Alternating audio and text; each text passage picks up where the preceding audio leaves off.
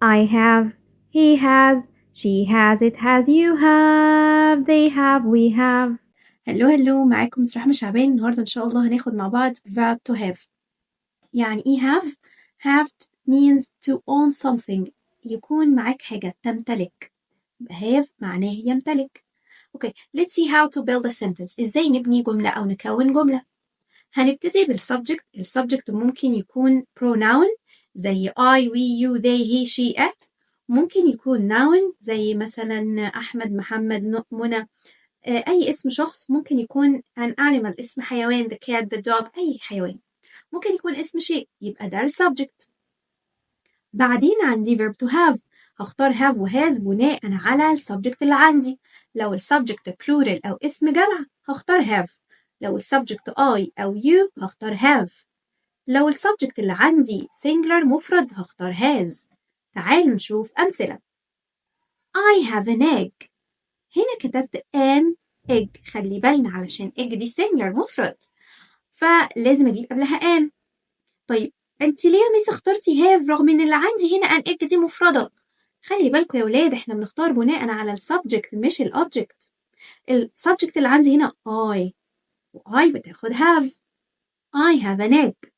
Next we have books. خلي بالنا هنا مختارتش قبل books علشان هي plural. We have books. They have a big house. You have beautiful eyes. He has a cat.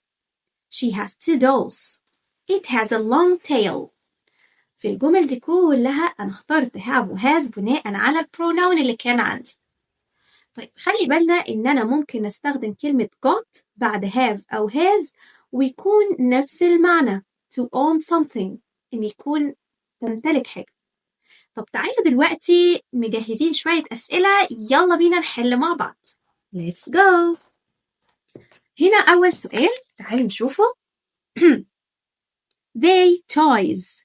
They have or has. They plural.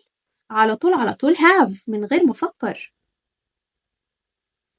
She singular. أختار has. She has a red dress. You اتفقنا هي و I رغم إن هما singular بس دايما معاهم have. You have green eyes. A carrot, sorry. Yes, I have a carrot. They plural. على طول have. They have long tails. She singular مفرد على طول has. She has black hair. He ده singular مفرد على طول has. He has a banana.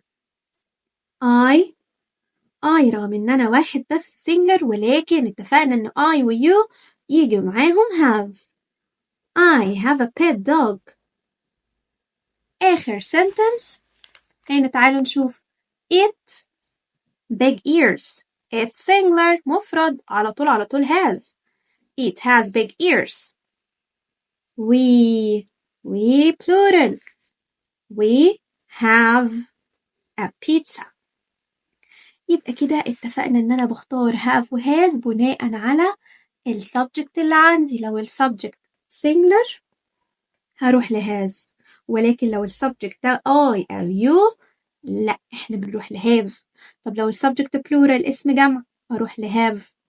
يبقى كده ده درس have and has. استنوا إن شاء الله بقية البارتس أو الأجزاء بتاعة verb to have. هنتعلم إزاي نعمل negative sentence، إزاي نعمل question، إزاي نعمل WH question with or no question. كل ده إن شاء الله هنكمله في كورس تأسيس الجرامر من الصفر. كانت معاكم مس رحمة شعبان ودي قناة إيزي إنجليزي. متنسوش تعملوا لايك وشير وفولو لبيج إيزي إنجليزي على فيسبوك وتيك توك ويوتيوب. باي باي.